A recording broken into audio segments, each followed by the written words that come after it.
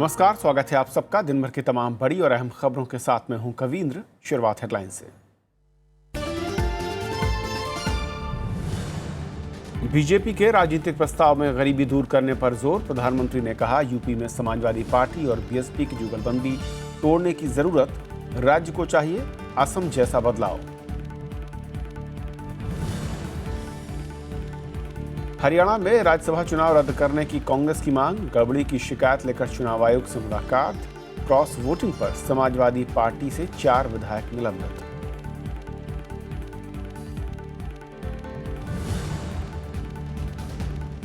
उड़ता पंजाब को 1 कट के साथ हाईकोर्ट से मंजूरी। सेंसर बोर्ड को 2 दिन के भीतर सर्टिफिकेट देने का आदेश, वक्त के साथ बदलने की भी नसीहत।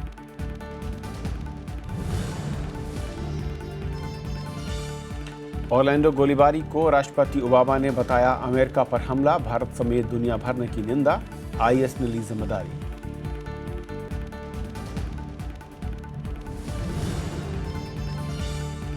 टीम इंडिया ने फिर लहराया जीत का परचम। दूसरे वनडे मैच में जिम्बाब्वे पर 8 विकेट से जीत दर्ज की। 2 मैच जीतकर भारत का सीरीज पर कब्जा।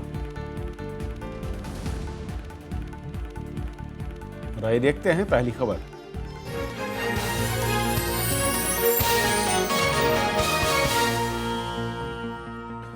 अमेरिका के ऑरलैंडो में हुए हमले की जिम्मेदारी आतंकी संगठन आईएस ने ले ली है।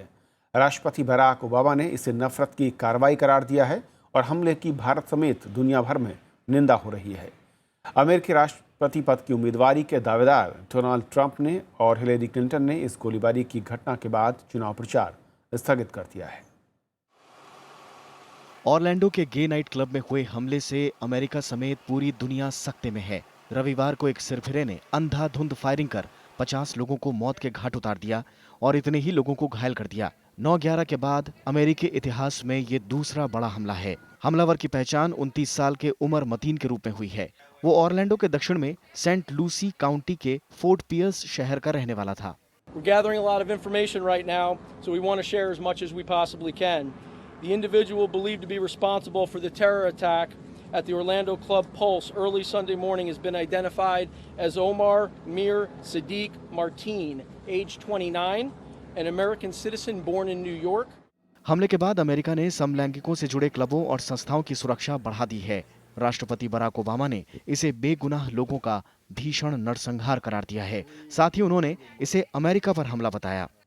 We know enough to say that this was an act of terror and an act of hate. And as Americans, we are united in grief, in outrage, and in resolve to defend our people. What is clear is that he was a person filled with hatred. Over the coming days, we will uncover why and how this happened, and we will go wherever the facts lead us. हमले की भारत, चीन और Germany समेत दुनिया भर में निंदा हो रही है। 中方反对一切形式的暴力恐怖行为，我们对遇难者表示沉痛的哀悼，向伤者和受害者。Unser Herz ist schwer. Ich denke, ich sage das auch im Namen aller, die aus Deutschland hier zu Gast sind, dass der Hass und die Bösartigkeit eines einzelnen Menschen über 50 Menschen das Leben gekostet hat. Und wir sind fest entschlossen, auch wenn अमेरिकी राष्ट्रपति चुनाव में Republican party के उम्मीदवार Donald Trump ने Barack Obama के इस्तीफे की मांग की है। इससे पहले शुक्रवार को एक थिएटर में एक बंदूकधारी ने गोली मारकर गायिका क्रिस्टीना ग्रीमी की हत्या कर दी थी। इस हमले ने अमेरिका में गन कल्चर पर बहस को और तेज कर दिया है। डेमोक्रेटिक पार्टी से राष्ट्रपति पद की दावेदार हिलेरी क्लिंटन ने भी कानून में बदलाव की बात कही है। Bureau report, Rajya Sabha TV. इस मसले पर और बातचीत करने के लिए हमारे साथ स्टूडियो में खास मेहमान एसडी मुनी साहब हैं, विदेश मामलों के जानकार। एसडी मुनी साहब, स्वागत है आपका। जिस तरीके का ये पूरा हमला हुआ है, आंतरिक सुरक्षा के लिहाज से मैं कहूँ कि 9/11 के बाद चाक चौबंद व्यवस्था दिखती थी। तमाम तरह के मैं कहूँ कि वहाँ चेक पोस्ट और चेकिंग के अलग अलग तरीके ईजाद किए गए, उनको शुरू किया गया। उसके बावजूद ये संस्कृति जो है, बंदूक संस्कृति जिसे हम कह रहे हैं, ये लगातार बढ़ रही है। क्यों ऐसा है? देखिए, यही नहीं, जो मार्टिन है इनको एफबीआई ने 2 बार इंटरोगेट किया हुआ है और दोनों बार इंटरोगेट करके मिनिमम एविडेंस मिली है इसके नाम पे उनको छोड़ दिया गया। तो ये जो सिक्योरिटी एजेंसीज़ की कमज़ोरी नज़र आती है उसमें। दूसरी बात ये, जैसा आपने ठीक कहा, एक तो वहाँ की गन कल्चर है, एक मैं समझता हूँ कहीं ना कहीं रेशियलिज्म है जो काफ़ी बैठा हुआ है अंदर, और जिस तरह से ओबामा के इलेक्शन हुए थे उसको देख के उसकी जड़ें दूर नहीं हुई है। जो ट्रंप का इलेक्शन कैंपेन है उसको देखिए आप, तो और तीसरा टेररिज्म है, तीनों चीज़ें मिली हुई है आपस में। और टेररिज्म में एक नया कॉन्सेप्ट काफ़ी दिन से उसकी चर्चा हो रही है, कहते हैं वो लोन वुल्फ अटैक। अकेला आदमी अपने मन में धुन रहा है और कन्वर्ट हो गया है और वो कुछ भी करने को तैयार है। उसके पीछे संगठन का जो सपोर्ट है वो एक साइकोलॉजिकल और आइडियोलॉजिकल ज़्यादा है बजाय कि ऑर्गेनाइजेशनल है कि उसको सारी मदद मिले। तो ये इस तरह का एग्जाम्पल मेरे को साफ नज़र आता है जिसमें ये एक लोन वुल्फ की तरह उन्होंने अटैक किया, लेकिन आइडियोलॉजी से प्रेरित थे वो।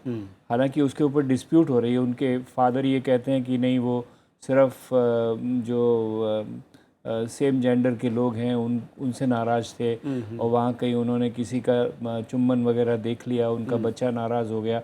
तो वो एक एक्सप्लेनेशन दे रहे हैं कि इसमें धर्म का कोई रोल नहीं है और टेररिज्म का रोल नहीं है। टेररिज्म तो है ही है लेकिन धर्म से प्रेरित नहीं है।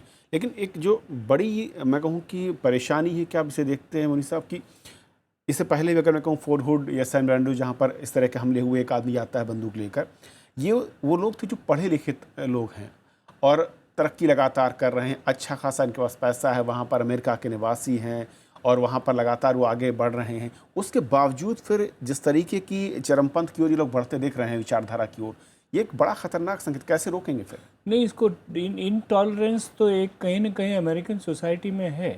अगर आप बड़े लेवल पे देखें, मैं कोई ब्लेम नहीं करना चाहता हूँ, लेकिन यूनिलेटरल एक्शन की जो प्रवृत्ति है उनमें कि जहाँ कोई चीज़ हमको पसंद नहीं आए हम जाके अपने आप उसका फैसला कर लेंगे, तो इस तरह की प्रवृत्ति सारे समाज में कहीं ना कहीं दबी हुई है, फैली हुई है। आप करें जो टॉप लेवल पे ये मैसेज देते थे वो even as a state go and intervene anywhere, उसी तरह से इंडिविजुअल भी देखता है कि ये बात मुझे पसंद नहीं है, मैं इसका फैसला खुद ही कर लेता हूँ। तो इस तरह की बात भी है।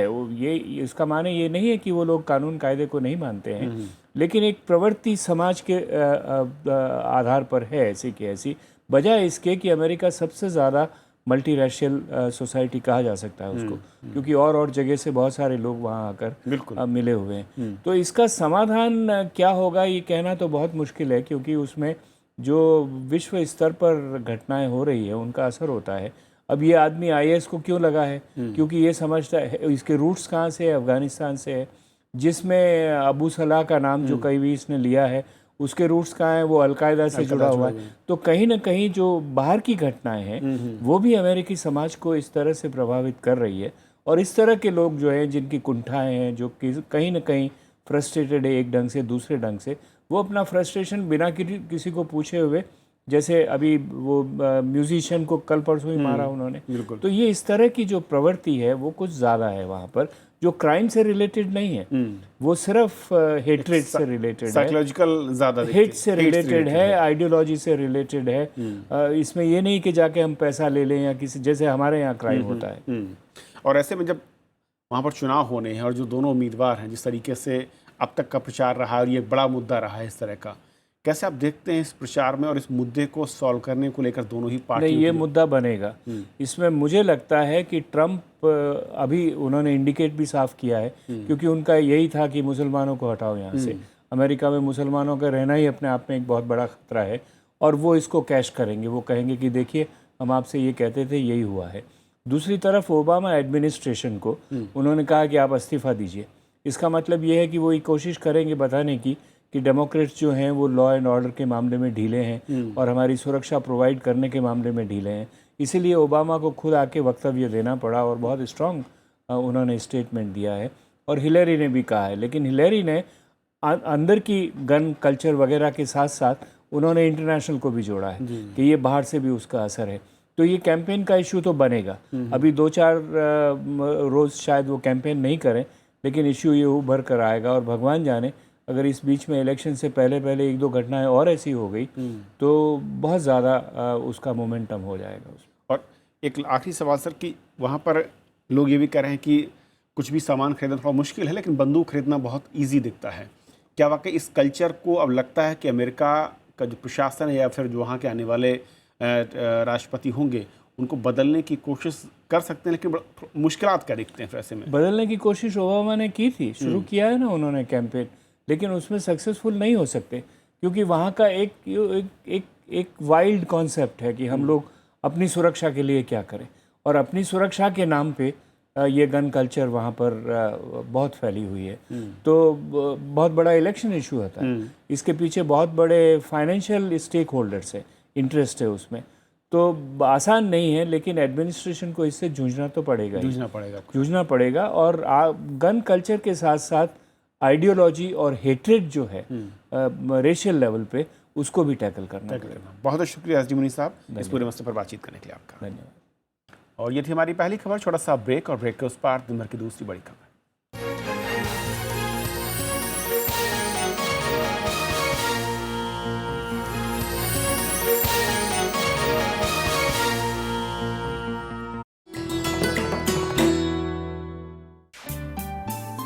सरोजनी नायडू स्वतंत्रता सेनानी, कवयित्री और वक्ता, कांग्रेस की अध्यक्ष निर्वाचित होने वाली पहली भारतीय महिला सरोजनी ने 13 साल की उम्र में रची थी पहली कविता।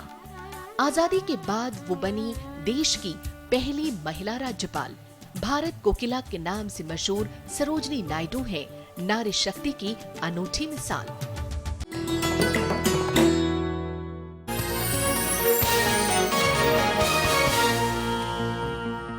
भारतीय जनता पार्टी ने अपने राजनीतिक प्रस्ताव में गरीब हितैषी नीतियों के जरिए संघीय ढांचे को मजबूत करने की बात कही है। बीजेपी ने 7 राज्यों में पार्टी संगठन को और मजबूत बनाने पर भी जोर दिया है। इलाहाबाद में आज पार्टी की 2 दिन की राष्ट्रीय कार्यकारिणी की बैठक खत्म हो गई। इलाहाबाद में बीजेपी राष्ट्रीय कार्यकारिणी की बैठक के आखिरी दिन पारित राजनीतिक प्रस्ताव में देश की राजनीति और आर्थिक दिशा पर चर्चा हुई। प्रस्ताव में केंद्र सरकार की उपलब्धियों का जिक्र किया गया है। पार्टी ने कहा कि गरीबों को मजबूत करना केंद्र सरकार का मुख्य लक्ष्य है। इसे समय सीमा में आखिरी नागरिक तक पहुंचाने का संकल्प प्रस्ताव में जताया गया है। देश का जनमानस अब केवल नारों से संतुष्ट नहीं है,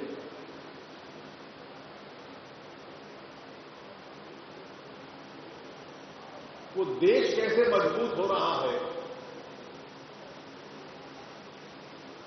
वो इसकी चिंता करता है। प्रस्ताव में अंतर्राष्ट्रीय मंचों पर भारत का सम्मान बढ़ाने की बात कही गई है। पार्टी के मुताबिक प्रधानमंत्री की नीतियों से दुनिया में भारत के विचारों और सांस्कृतिक प्रतीकों का प्रसार हुआ है। बीजेपी ने असम के अलावा पश्चिम बंगाल, ओडिशा, आंध्र प्रदेश, तेलंगाना, केरल और तमिलनाडु में पार्टी को मजबूत बनाने की बात कही।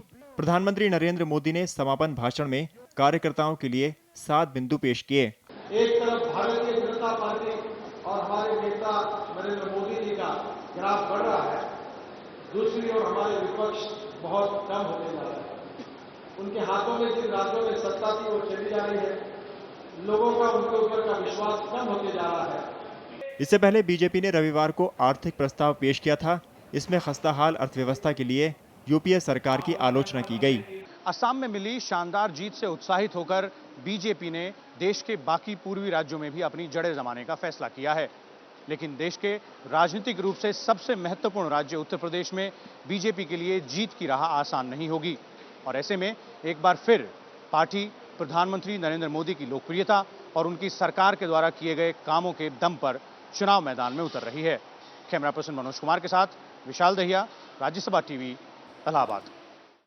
बीजेपी की बैठक के बाद प्रधानमंत्री नरेंद्र मोदी ने इलाहाबाद में एक रैली भी की। उन्होंने राज्य की बदहाली के लिए समाजवादी पार्टी और बहुजन समाज पार्टी को जिम्मेदार ठहराया।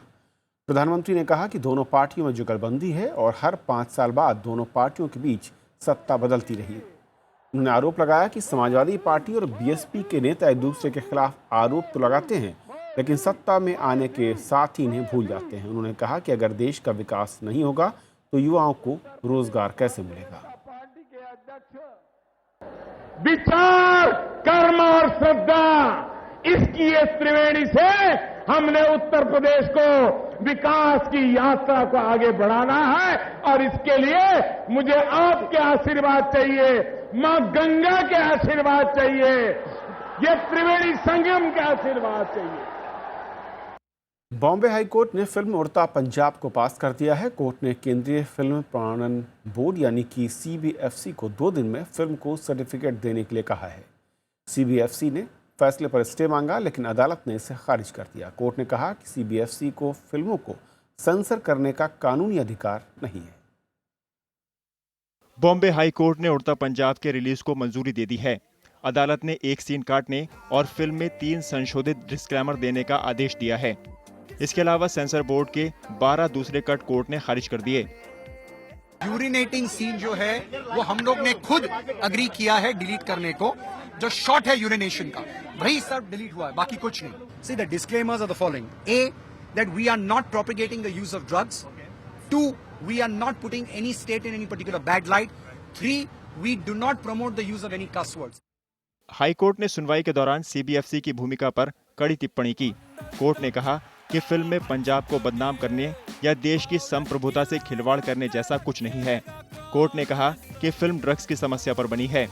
सिनेमेटोग्राफ कानून में सेंसर जैसा शब्द नहीं है। फिल्म में काट-छांट संविधान और सुप्रीम कोर्ट के दिशा निर्देशों के मुताबिक होनी चाहिए। I think it's a judgment for the whole industry, not for us. So awesome, awesome on behalf of the industry.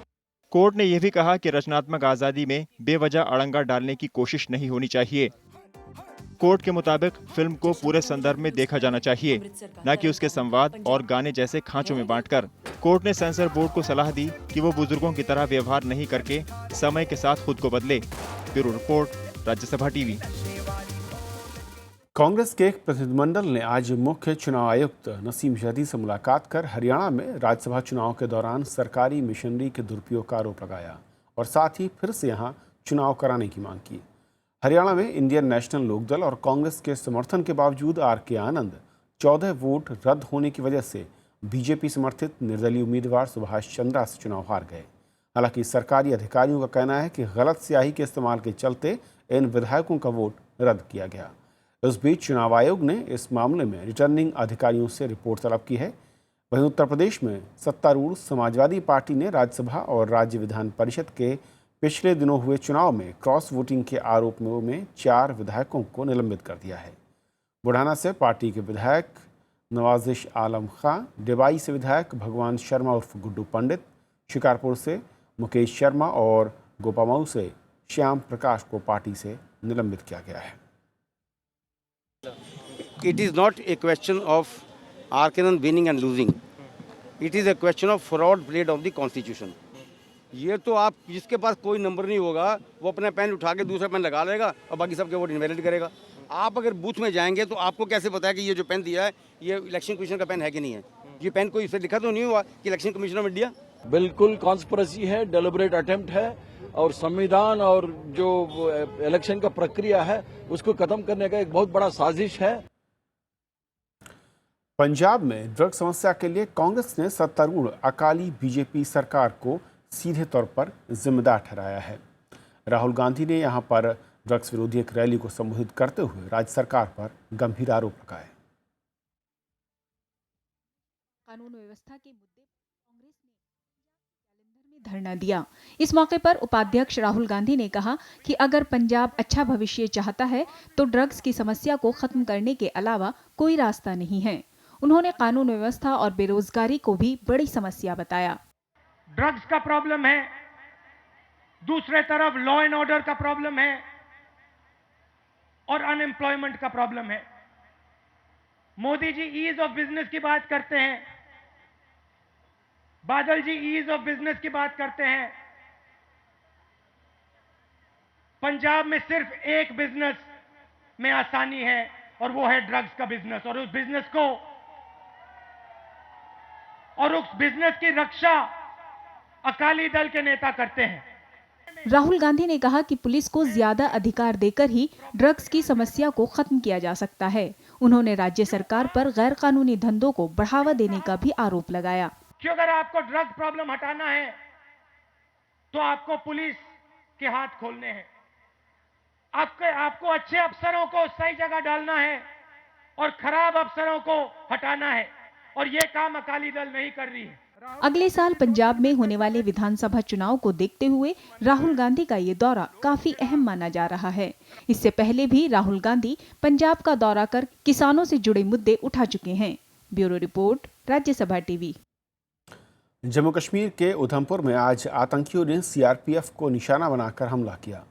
खुद इलाके में चेकिंग के दौरान आतंकियों ने हमला किया, जिसमें 3 जवान घायल हुए, जबकि एक आतंकी के मारे जाने की खबर है। हमले में घायल जवानों को हॉस्पिटल ले जाया गया। आतंकी कश्मीर से राज्य परिवहन की बस में बैठकर जम्मू की ओर जा रहे थे।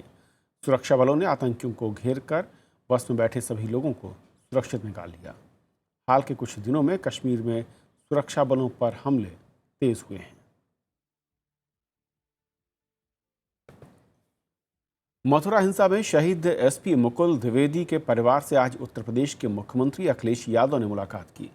अखिलेश यादव ने मुकुल द्विवेदी के परिजनों को हर तरह की मदद का भरोसा दिया। मुलाकात के बाद मीडिया से मुखातिब होते हुए अखिलेश ने कहा कि किसी भी घटना पर राजनीति नहीं होनी चाहिए और न ही इसका मौका देना चाहिए। 2 जून को मथुरा के जवाहर बाग में अतिक्रमण हटाने गई पुलिस और दंगाइयों के बीच हुई हिंसक झड़प में सिटी एसपी मुकुल द्विवेदी और एसएचओ संतोष यादव समेत 29 लोगों की मौत हो गई थी। मैं समझता हूं जुडिशरी इंक्वायरी में बहुत सारे जितने भी पहलू हैं, क्योंकि अखबारों के माध्यम से, टीवी चैनलों के माध्यम से बहुत सी बातें आई हैं, उन तमाम बिंदुओं को भी मैं समझता हूं जुडिशरी इंक्वायरी करेगी और देखेगी। और आखिर में कुछ और बड़ी खबरें संक्षेप में। आरजेडी प्रमुख लालू प्रसाद यादव सोमवार को चारा घोटाला मामले में सीबीआई अदालत में पेश हुए। उन्हें दुमका कोषागार से बेतरीके से 3 करोड़ रुपए ज्यादा की रकम निकालने के बारे में पूछा गया।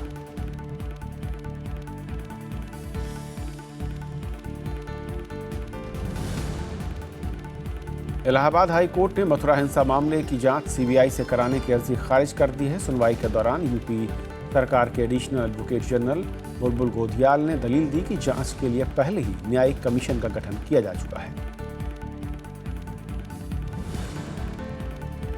बिहार फर्जी टॉपर मामले के मुख्य आरोपी बच्चा राय को 14 दिन की न्यायिक हिरासत में भेज दिया गया है। बच्चा राय वैशाली के विष्णु राय कॉलेज के प्रधानाचार्य हैं, जहां से विद्यार्थियों ने 12वीं की परीक्षा में टॉप किया था। इस मामले में अब तक 8 लोगों की गिरफ्तारी हो चुकी है। गुलबर्ग नरसंहार मामले में अहमदाबाद की विशेष अदालत 17 जून को फैसला सुनाएगी। अभियोजन पक्ष ने दोषियों को उम्र कैद की मांग की है और इस मामले में 24 लोग दोषी ठहराए जा चुके हैं। 1984 के सिख विरोधी दंगों से जुड़े 75 मामलों की जांच दोबारा शुरू की जाएगी। इन्हें पीड़ितों के उपलब्ध न होने या सबूतों के अभाव में बंद कर दिया गया था। एसआईटी इनकी जांच करेगी। जोधपुर के महावीर नगर से सोमवार को पायलट ट्रेनिंग के दौरान वायुसेना का MiG-27 फाइटर प्लेन क्रैश हो गया। हालांकि पायलट की सूझबूझ से एक बड़ा हादसा टल गया। इस मामले की जांच के आदेश दिए गए। दिल्ली के उपहार सिनेमा अग्निकांड को सोमवार को 19 साल पूरे हो गए। इस मौके पर मृतकों को श्रद्धांजलि दी गई। ग्रीन पार्क के उपहार सिनेमा में 13 जून 1997 को बॉर्डर फिल्म के शो के दौरान भीषण आग लगी थी, जिसमें 59 लोगों की मौत हो गई।